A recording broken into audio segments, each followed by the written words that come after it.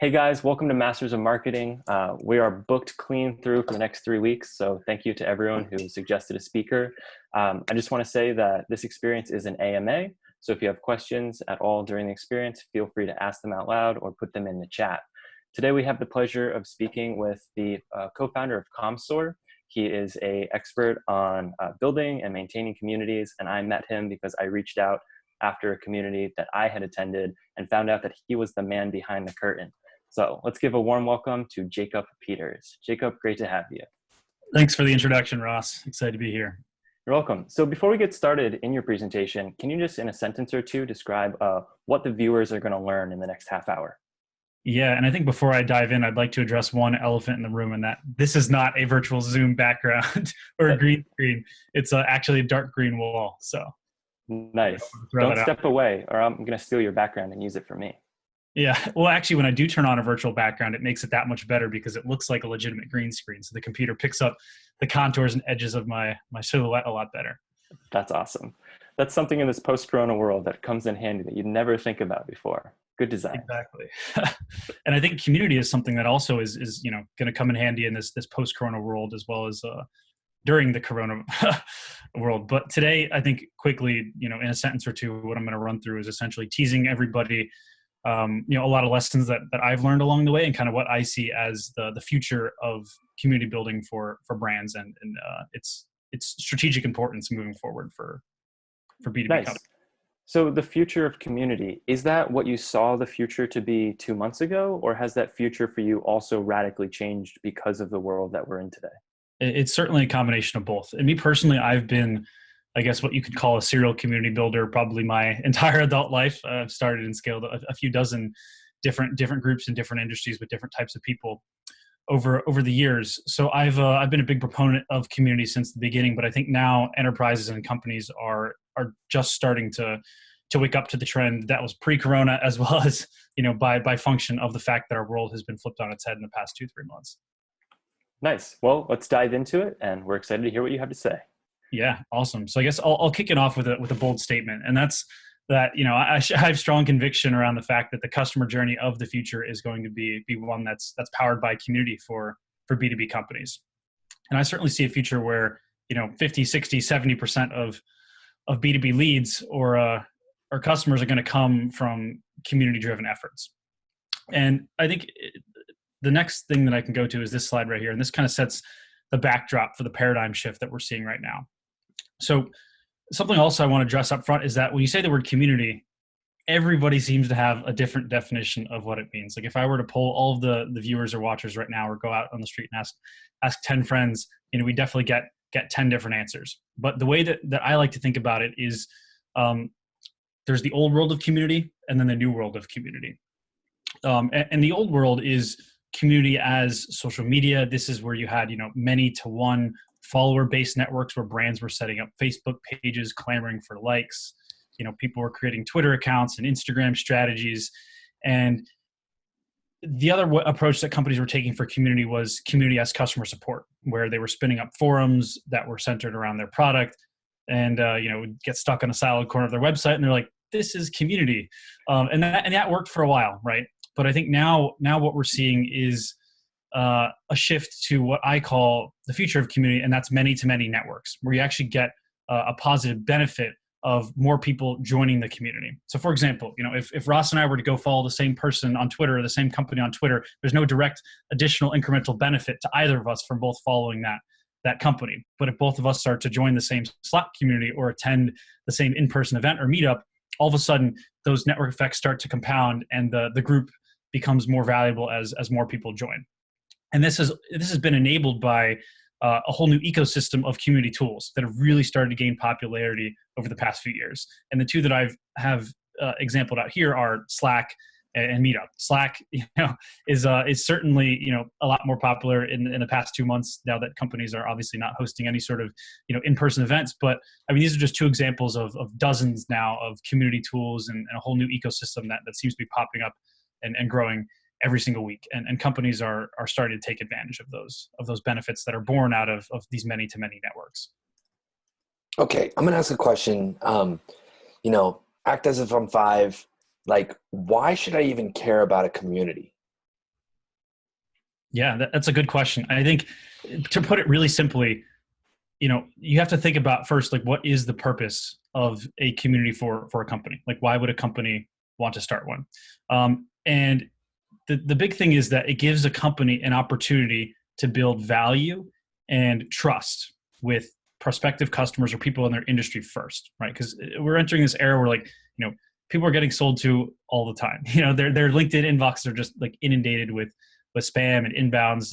Email inboxes, I think, probably 20-30% of what you get in a day is just cold, inbound crap. I mean, it's all over the place. Your entire Twitter feed and social media news feed, it's post ad. We're just absolutely bombarded, and that's not a trust creation exercise. Whereas if you're a company and you're starting a community, that's the ability to basically offer a space for people to come together and to get value from one another. And it kind of makes you almost like a trusted party if you're able to deliver this value. So I think from a company perspective, that's why you should start to really, really care about community, because it gives you the opportunity to do that without, being a little bit too salesy up front. And I'll actually walk through some tactical examples of this in a bit. But I think from a company perspective, that's why you should care about community. Now, from a community member perspective, because there's another side of this equation, it's a similar type of thing, right?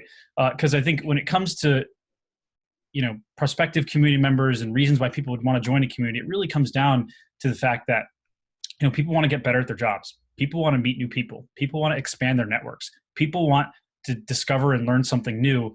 And there's an infinite amount of places that people can get information from right now. But a community presents a really curated, highly refined opportunity to kind of, get some signal through the noise, if you will, in terms of information. So those are kind of some of the reasons why a member would care about community, to answer both parts of your question, Brian.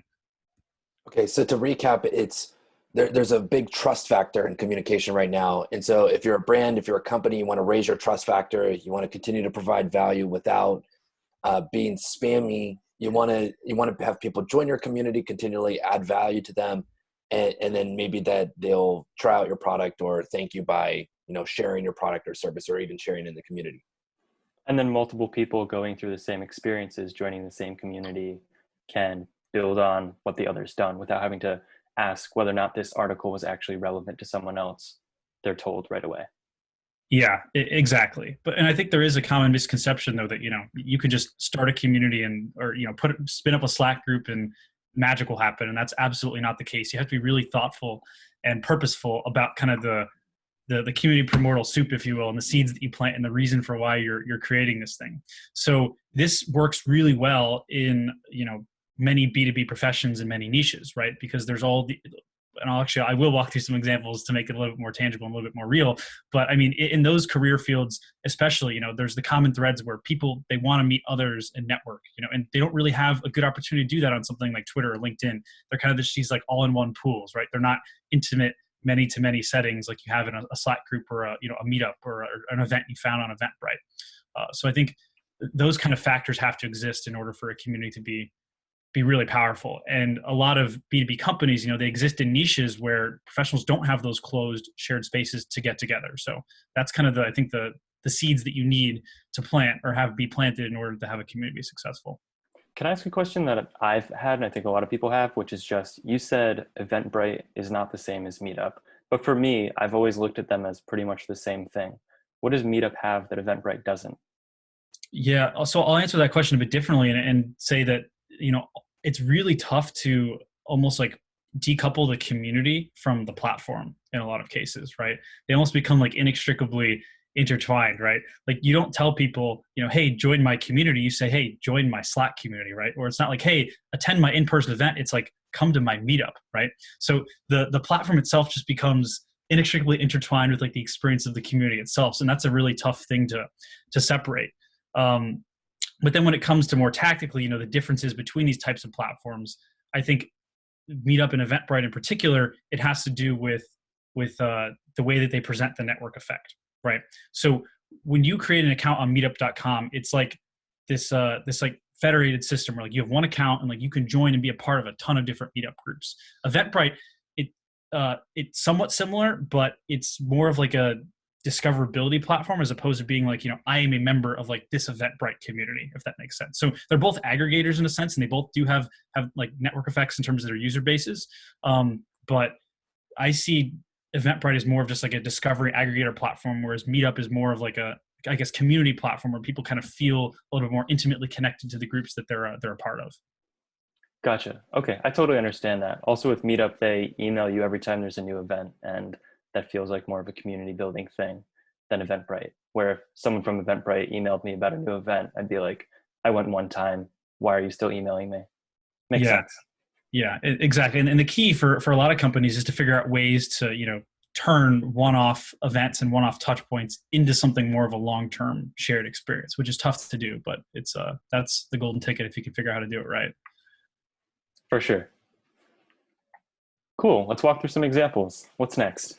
Yeah. So I think these three companies that I pulled here are fantastic examples of what community looks like successfully in action. So I've actually had the pleasure to speak to a lot of the community managers and some of the marketing teams at these companies. I kind of know their operations quite well, and it might be a bit of a bold statement, but like more or less, like their one of their number one acquisition channels is the community itself. So I can walk through some of these more tactically. And the first one I pulled up here is Spendesk. So they're based in Europe. They're spend management software. They're kind of a competitor to, or an alternative to Expensify. They also offer some similar services to the big startup credit card company Brex here in the States. And their target buyer is, guess who? Startups? Well, yes, it's, I guess, startups, but like mainly it's the person who handles the finances, right? Or it's the CFOs, and they make the majority of their money and their ACV from, I guess, larger Series A, Series B, C type startups, which have like dedicated CFO positions. It's no longer the founder doing it on the side. So what they've done is they've actually created a community that's completely agnostic from their brand called CFO Connect.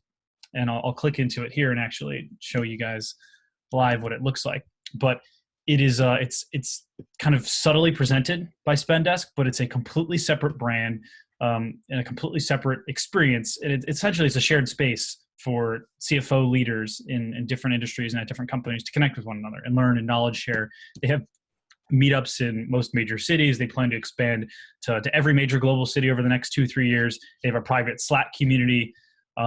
They do like spotlight features where they called like Faces of Finance, where they bring in different high performing CFOs on different companies, interview them, give them a forum, create content, and it's a fantastic resource for these people that generally they're the only ones thinking about the finances at their companies. But Spendesk is essentially able to offer them value first, right? Build a trusted relationship, and only very subtly, if you follow my cursor here, are they associating the Spendesk brand with the community. Otherwise, they keep it completely separate, and it's worked tremendously well for them.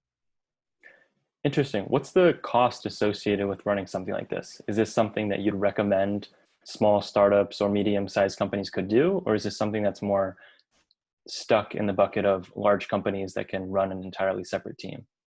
So it's a little bit of both. You have to think about community as an evolution, right? It's not something that you can just do overnight. It's not like you can buy a SaaS product, put in your credit card, turn it on, and like boom, all of a sudden you have 100% full usage. Like you have to think of community very much like a pet, where you have to nurture it and grow it over time. So in Spendesk's case, they didn't get to a global scale, community with events and meetups in major cities, or a like 6,000 person Slack community, however big it is. They started small, and they're like, let's take the MVP mindset. Let's take a few of our best customers and a few of the best influencers in the CFO industry, put them in a small Slack community. Now we have a few hundred people.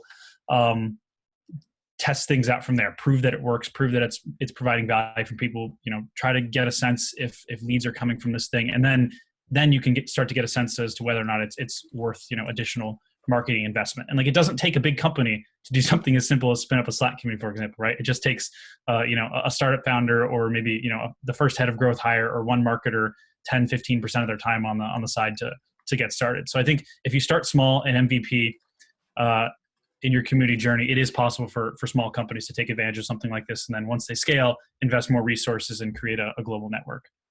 That's awesome. That's something that's something we're doing with this community in and of itself, is make a bunch of content, put it in a Facebook group. It starts slow and hopefully it'll explode. My other question with this community is, you said it's very subtle and they want to know if leads are coming from this community.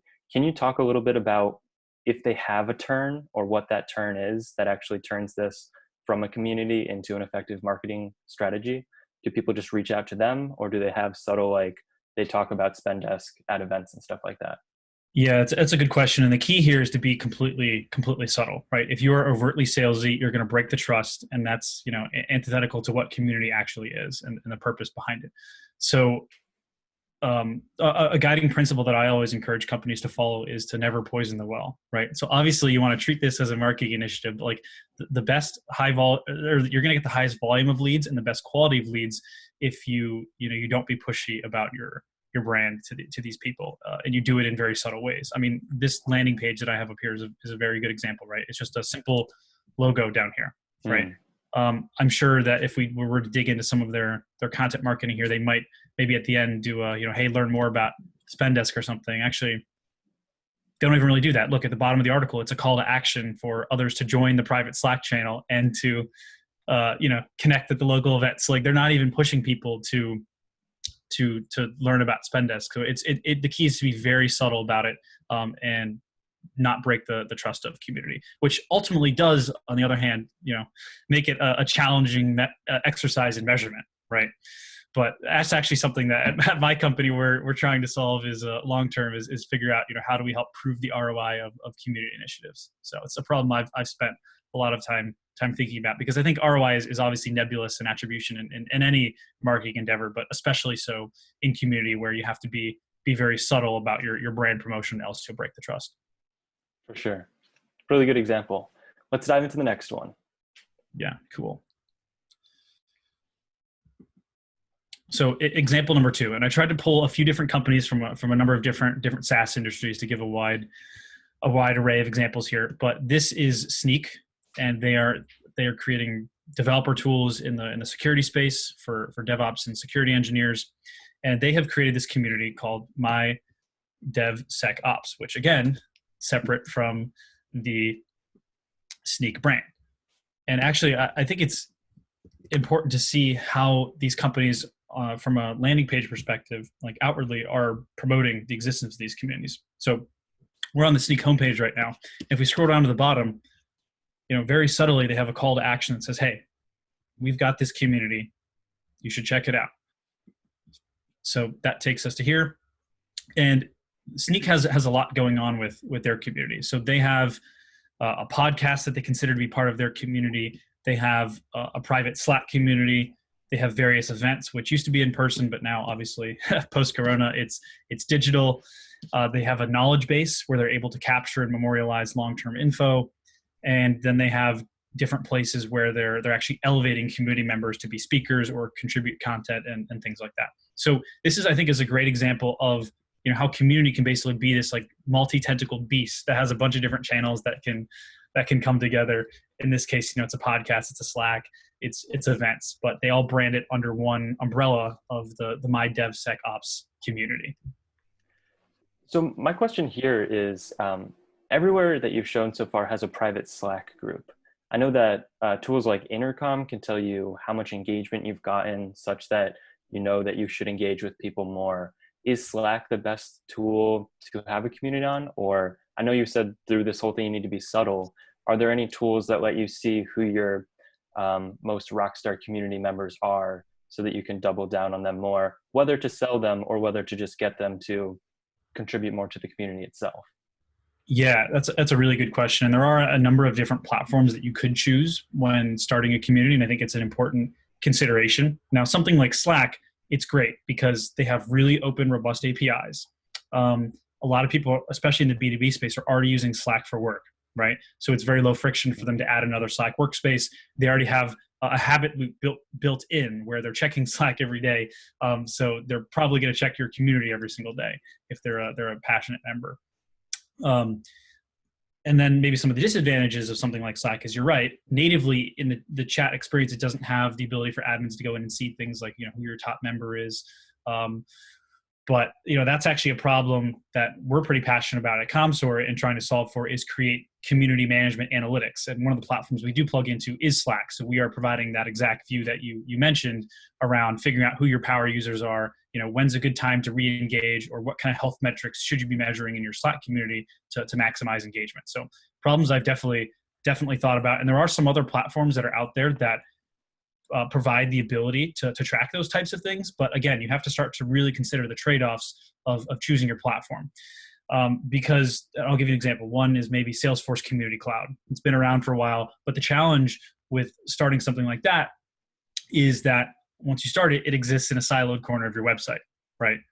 So you have to get people to either like bookmark it or like make a really conscious effort to like want to go and check your community if you want to get engagement. Whereas something like Slack or Facebook groups, like there's a habit loop built in where people are checking it for work or they're checking it for pleasure, and they do it every single day, which makes, in my opinion, for a much stronger community platform experience.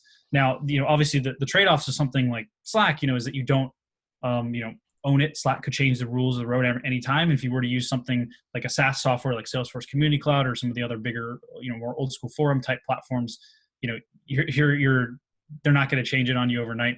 So just I think there's a number of serious considerations to think about and trade-offs to consider when you're thinking about a community platform. And there's no right answer, really. It's just a genuine level of comfortability that you have to develop with the trade-offs that exist. So Jacob, you talked about at the beginning about email fatigue and how your inbox is filled with spam and trust, and that's why like brands and companies should think about doing a community. What about the concept of community fatigue?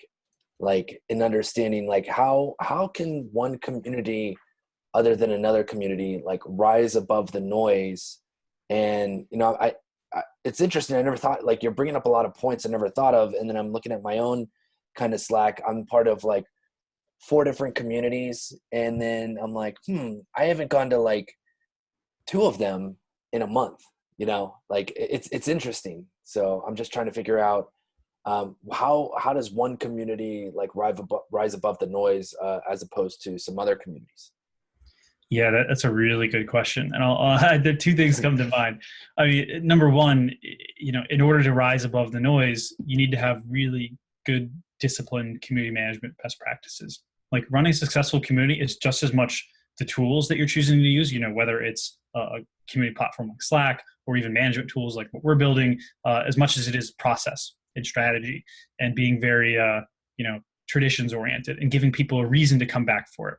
I'll give you an example. Some of the most successful Slack communities I've seen, they do consistent traditions where, they have something like a question of the week, or they have, an Ask Me Anything session where they bring in an industry expert every 2 weeks on Wednesday at 4 p.m. PST. And like everyone knows that, and they get a lot of engagement, but if you're not able to give people a consistent reason to come back and like tradition and like consistent content to reengage, it's just going to end up, like you said, it's happening to those other 2 Slack communities, Brian, where they just kind of sit on your desktop and you check them once every month as opposed to much more frequently. So the key is just to have a really consistent process and consistent content and give people a reason to reengage and build checking your Slack community into their workflow. So when you're talking about traditions and culture, you're basically, you're kind of talking about like almost like a tribe or like, or even like a religion of some sorts. Yeah, and actually, I think religion is a great corollary when thinking about community. And I mean, churches and religion, like religious organizations, like that was the original community, right? Before the internet enabled things like random strangers to get together at a shared space, from a meetup chapter or in a Slack community, like neighborhoods and churches were the OG community gathering spaces. So a lot of those principles, they still do very much apply, whether it's tribalism and like just having a shared belief and purpose around, a religious figure or around some sort of like theme or topic or profession. So, okay. So Jacob, let's go straight to the jugular. How can I become a cult leader? No, I'm just kidding. No, but it's just super interesting. Like the thought process around kind of running a community and the traditions and culture. I just think it's super fascinating. Yeah, it is really fascinating stuff. So I guess maybe we can move on to example number 3. Let's do it. Okay, so this is another SaaS company, and I believe most of the people listening are in kind of like the B2B marketing space. So hopefully these are highly relevant samples that you can draw from. But this is a community called Lattice. A lot of people know Lattice. I think they went through Y Combinator a few years ago. Great company. And they actually just launched a really interesting program. This is an aside where I think they're giving a grant or some sort of investment of like $100,000 to any employee that leaves the company to start a company. So they're definitely really encouraging entrepreneurship, which I really admire, and I think that's awesome. Because I was a former corporate employee, a few years ago, and eventually took the plunge to start my own gig. But I did it on my own with the fear of retribution from my old bosses or coworkers, or it's just a scary feeling. So to know that they're actually making it comfortable leap for potential founders that work at their, that's pretty exciting. But anyway, I digress. Let's look at their example of community. So they make people management tools. People is kind of the buzzword now for the HR or talent industry. And they've created this community called We Are Humans, or We Heart Humans. So this is a community for HR managers. And from what I know, Lattice only has a few hundred, enterprise accounts, but in this community, they have, close to 10,000 people. So they've amassed a massive following and audience with their group. And this is another example of a company whose community is multi-channeled and multi-tentacled. So they have a weekly newsletter that goes out where they're actually creating content and sharing it with people. And newsletters kind of fall into what I classified earlier as the old world of community, where it was like one to many and follower based, right? Like if you and I both subscribe to the same newsletter, there's really not that much of an incremental benefit to either of us, right? But still, you can lump it under the umbrella definition of community. Then they have a magazine, which is part of their community. And this is more or less just like a glorified, blog, essentially. It's a blog with a magazine wrapper on it, I guess. But most importantly is they have this Slack community, right? So it's 8,000 people, a bunch of HR leaders and professionals that get together and share HR stuff. So, they also have a job board. So again, this is in the vein of providing value to community members, right? So if you're an HR professional and you're looking for a job, you could join this community, check out the job board, potentially find your next role. And then once you start your job, it's, now I'm in that critical period of the first 2 months of my role where I'm going to choose, the software that I'm going to use for the lifetime of my tenure here. Maybe Lattice might be a good place to start looking. So you can start to see how like the dots get connected once you forge a trusted relationship or build value with people first. And then they also host events, which used to be in person, but now they're moving to Zoom. So maybe I'll pause there. I know you guys have some thoughts, or maybe I should prepare myself for some more jugular hitting questions. Yeah. Brian will bring some jugular ones. Yeah. And that's my kids in the background. This is amazing quarantine times. Anyways, the most interesting part of this, what the starts mute to button make, is your friend. Yeah. I might type a question to Ross, but essentially what it feels like to me, and maybe I'm wrong about this, but is it the fact that we're getting so specialized in the different aspects of our occupations that essentially we need to rely on, instead of relying on like traditionally maybe like an apprenticeship or a mentorship, a community is where I can go to become an expert or to rely on other experts of my occupation? Because like you said, for like HR people, there might be at a 100-person company, there might be one HR person, they might be 3 HR people, but they don't really get that much interaction on necessarily best practices. And so is that another reason why people go to community? Yeah, there's a lot of reasons. And actually there's even a caution in there that I'll throw in at the end. But yeah, it's certainly a function of the fact that, careers are getting much more specialized. And there's a different type of feedback loop that I think you get from like a one-to-one mentor or someone who might, be someone that you look up to and you can get one-to-one feedback from, versus like a scaled version of that, where it's a community where at the tip of your fingertips, you just join that Slack group, right? Or you attend that meetup every week, and all of a sudden you have dozens or hundreds or even thousands of opinions that you can crowdsource about something, which is a scale that's been completely unprecedented, right? Like think back to the old school days of the internet when a lot of niches had a forum, or some sort of, sub community or website. Like that was certainly a thing, but I'd argue that the majority of the internet was not participating in those types of groups. It was small, like niche audiences, but now, you have, everyone has Slack, or a lot of these B2B professionals, like they're checking Slack every day for work. It's an experience that's very native and comfortable to them. So they have access to these new types of networks that they've just frankly never had before. So I think the need to come together has always been there. It's just been now more of a function of like the technology has enabled a new wave of people that never would have had the ability to engage in these niches before, the ability to engage. But then my caveat is, my cautioning is the fact that I think you have to be really concerned with echo chamber effects, right? So, and I've heard this actually from some leaders in the HR industry in particular. And you get 8,000 HR people in a big chat room, and it's like, oh wait, now everybody starts to think the same. Like it almost can become like a little bit cult following to a fault, right? Whereas if you had a meeting room or a collection of people that was some from HR, some from this function, some from that function, everyone would kind of be able to come together and crowdsource maybe a view which is a little bit closer to the truth. So although like a niche shared community like this in a profession like HR can give you access to an unprecedented like network and mentorship and like question asking opportunities that you never had before, you do need to be cautious and not fall into too much of I think like a group think or that type of mindset. So that's the only caution I'd give if you're going to be joining one of these. So that thread actually kind of goes down what my question was going to be, which is you're talking about a community with 8,000 people in it.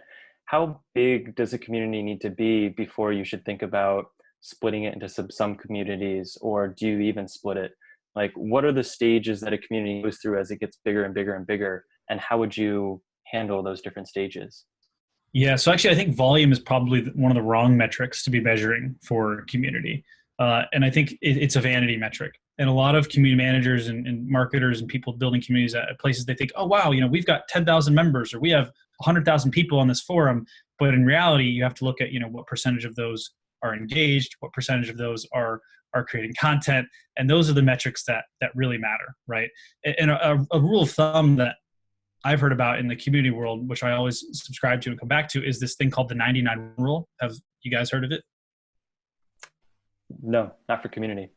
Yeah, so it actually pervades beyond community into in-person social interactions and gatherings, or like the just online content in general. And it says something like this: of all the people in the world, or like the people in a setting like a community, or the people at an event, you're going to have 90% of the people just standing there consuming, listening, being almost like a passive consumer of information. Then you're going to have 9% of the people, conversing, engaging. And then you're going to have 1% of the people just like absolutely dominating the conversation, like creating all the content. And that's probably, a paradigm that you've seen, if you've ever been in a big group or conference room of people, or even take the internet, for example. I think there's a statistic that I think 99% of the Wikipedia articles are written by like the top 1% of Wikipedia contributors or something. So there's always like this really big out of balance, whack in terms of contributions. And we see that in Slack communities that we've measured as well with our tooling. And 90% of people are just complete lurkers. They don't do anything. They're there, but they consume. Some of them, might not even be there. So again, a reason why total volume of members is the wrong metric to be looking at. And then you have 5 to 10% of people that are actually commenting and engaging, and then 1% of people that are creating the initial posts that those other 9% are commenting and engaging with. So that kind of 99-1 distribution is a very common thing that we see in community or human interaction at large. Okay. And you're saying the community won't become overwhelmed with a bunch of people disagreeing or posting over each other because of that 99% principle. So you don't need to worry about managing it differently when you have 8,000 people, because still only, 1,000 people are going to be contributing, and that's a manageable amount.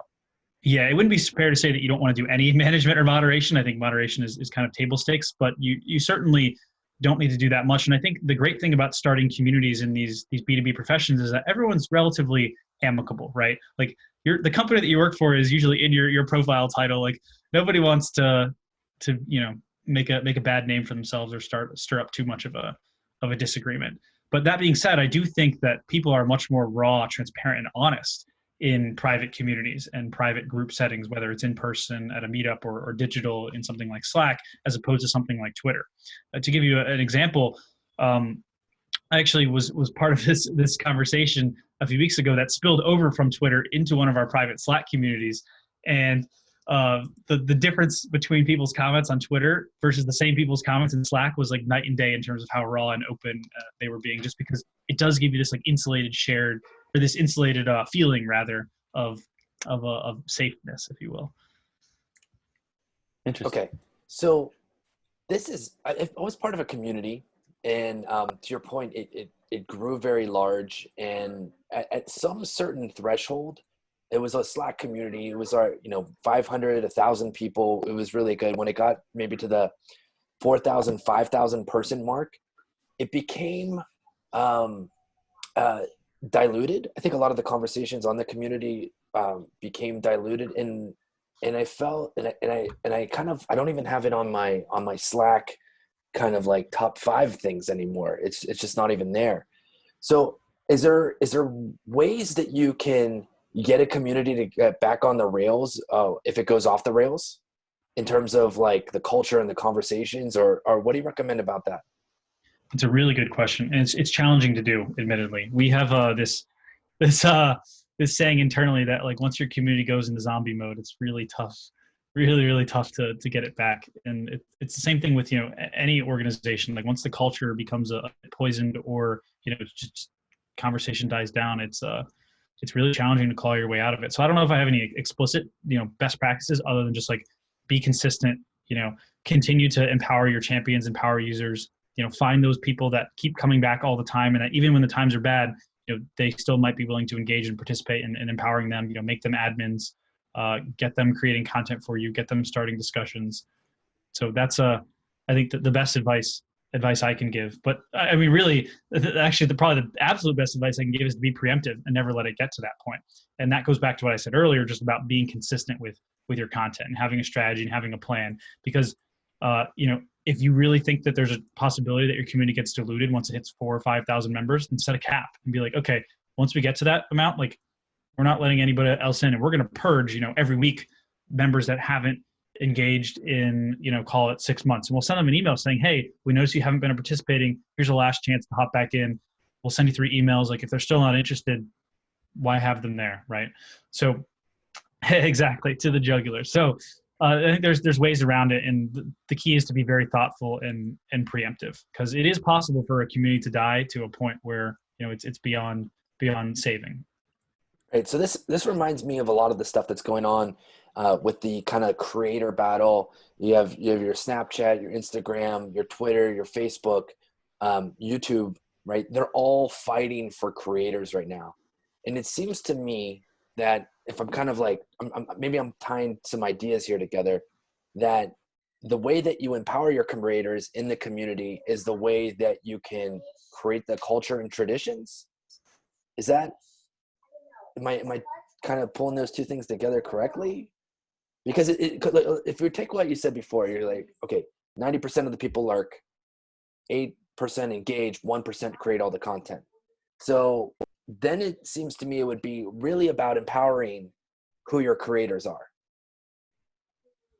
Yeah, I mean, absolutely. That the key for community is figuring out who your power users are, who the people are with the biggest social influence, and empowering them. Now, you don't want to be too empowering and not make everybody else feel comfortable and like they can engage. But I think generally the 99.1 is a relatively common distribution and ubiquitous phenomena. So I think it's going to happen inevitably.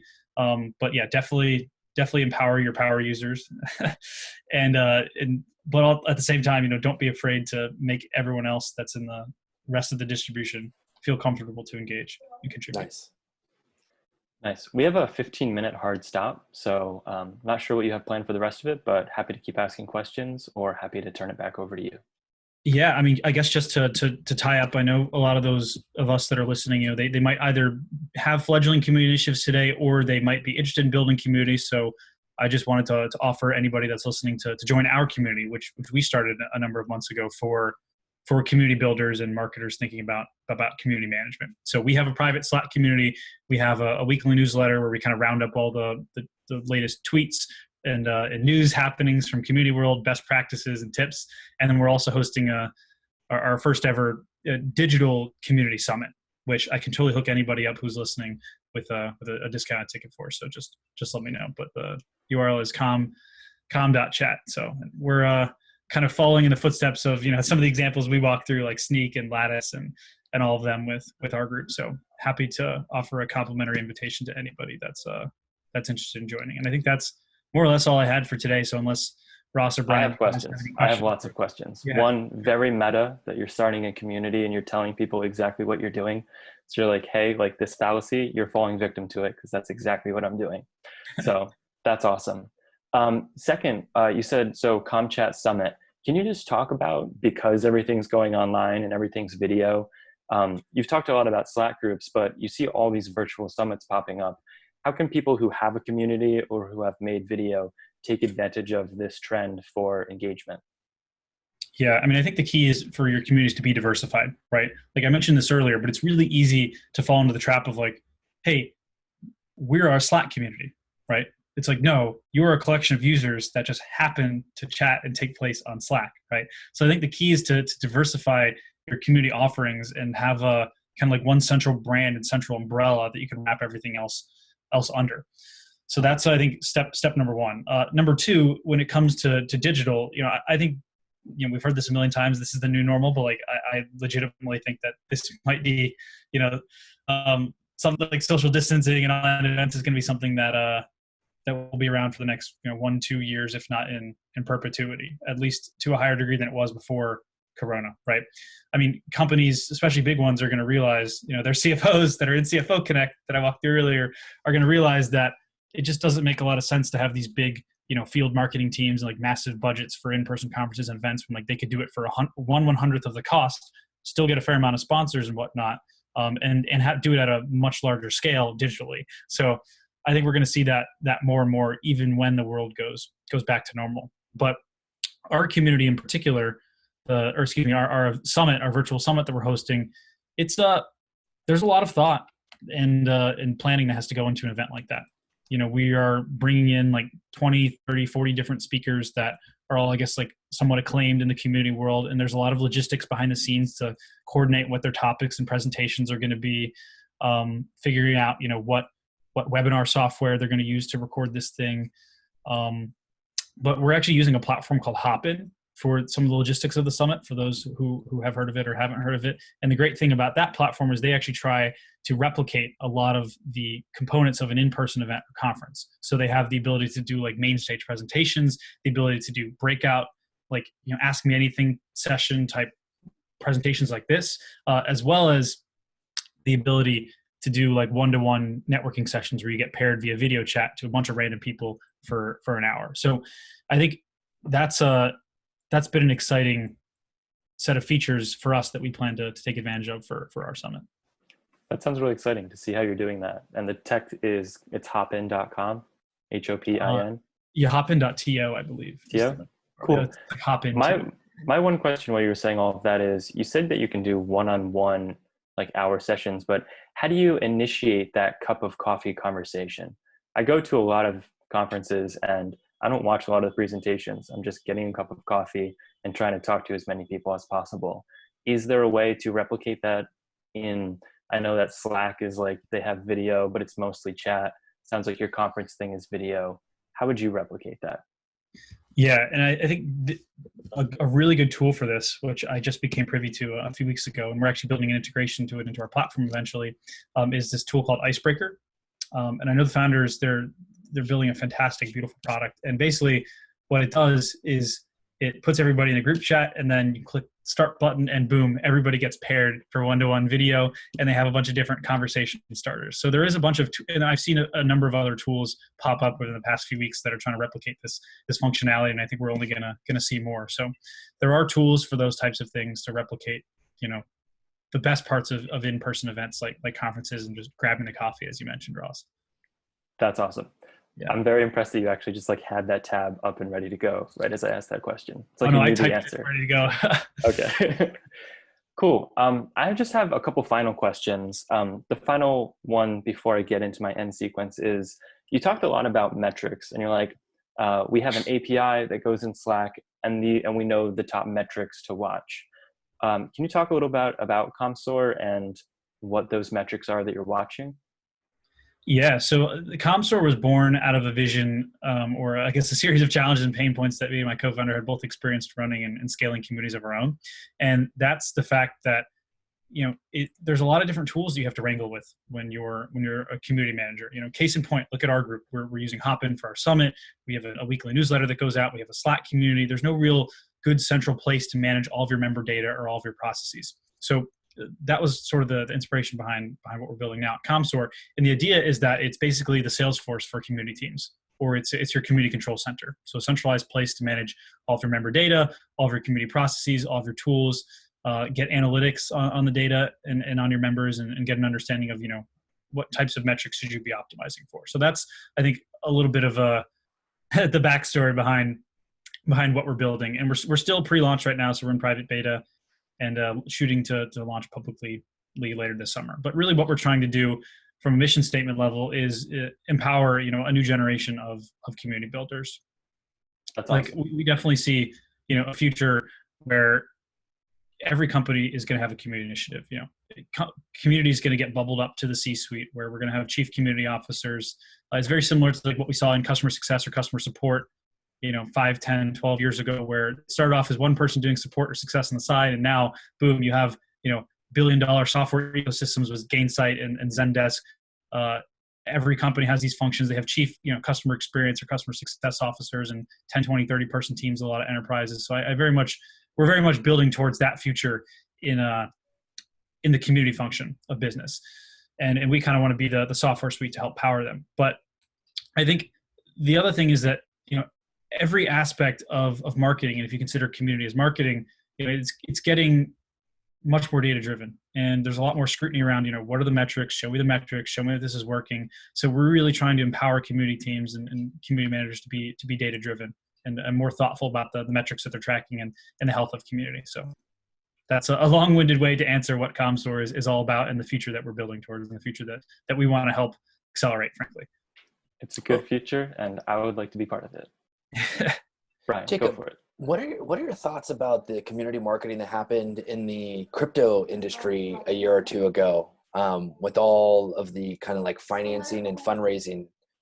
Is that something that you think is that part of the growing as well? Or is that something that essentially will be kind of like ongoing?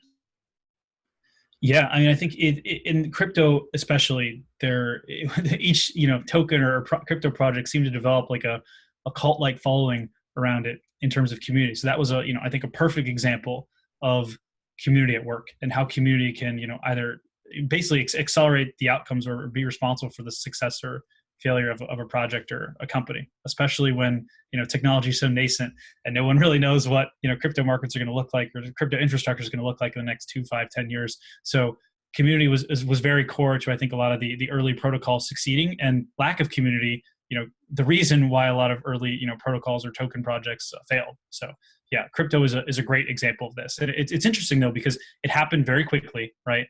And it it's just, I think that's a really unique case study that I could probably go on for a long time about. And I used to actually be very involved in the crypto space, but not much anymore. Now I'm kind of exclusively dedicating my focus to working with B2B software companies or B2B industries. Did you run crypto communities during the boom? Did I what? Sorry? Did you run crypto communities during the boom?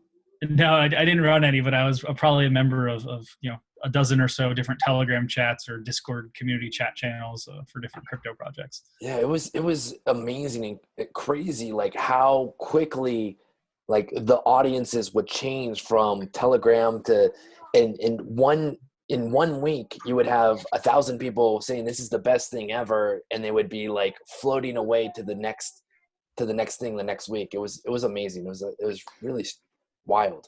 Yeah, and I think the key there, like you said, people were a bit fickle and they were floating away from one thing to the other. And the key to creating stickiness with community is honestly, it's just a function of the managers and the admins, the people in charge, giving it the right amount of tender love and care and consistency and tradition, as I keep harping on, because I fully believe it's very important, right? Like a lot of those projects, they're run by small teams, or you had kind of these indie hobbyists or like random enthusiasts running these groups on the side.